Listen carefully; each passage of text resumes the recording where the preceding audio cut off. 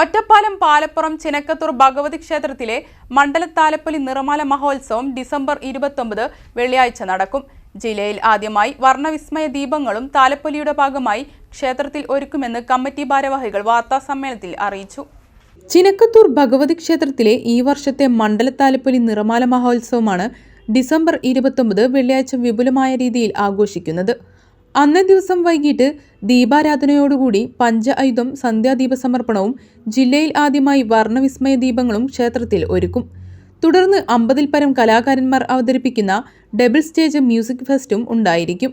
ക്ഷേത്ര ചടങ്ങുകൾക്കു ശേഷം താലം കൊളുത്തി വരുന്നതോടൊപ്പം കമ്പം കത്തിക്കലും ഉണ്ടാകും. പ്രസ്തുത പരിപാടിക്കൊപ്പം അഖില കേരള വെളിച്ചപ്പാട് സംഘത്തിന്റെ ദേവിദാസ പുരസ്കാരം നേടിയ ക്ഷേത്രത്തിലെ വെളിച്ചപ്പാടായ പ്രഭാകരൻ നായരെയും ദേശീയ പുരസ്കാരം നേടിയ മേപ്പടിയാൻ സിനിമയുടെ നിർമ്മാതാവുമായ എം മുകുന്ദനെയും നിർമ്മാണ കമ്മിറ്റിയുടെ പേരിൽ ആദരിക്കുമെന്നും ഭാരവാഹികൾ അറിയിച്ചു.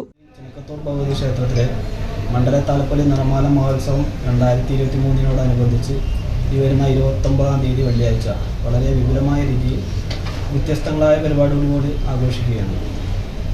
അന്നേ ദിവസം നമ്മുടെ വൈകിട്ട് ദീപാരാധനയോടുകൂടി പഞ്ചായുധ സന്ധ്യാദീപ സമർപ്പണവും അതുപോലെ പാലക്കാട് ജില്ലയിൽ തന്നെ ആദ്യമായി വർണ്ണവിസ്മയ ദീപങ്ങളും ഒരുക്കുന്നു. തുടർന്ന് 50-ൽ പരം കലാകാരന്മാർ അണിനിരക്കുന്ന ഡബിൾ സ്റ്റേജ് മ്യൂസിക് ഫെസ്റ്റും ഉണ്ടായിരിക്കുന്നതാണ്.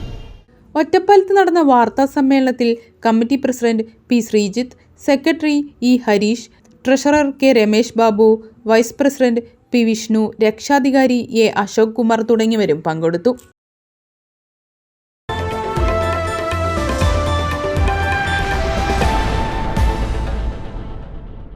അന്നുമെന്നും ഞങ്ങൾക്ക് റോയൽ വെഡിങ്സ് തന്നെ.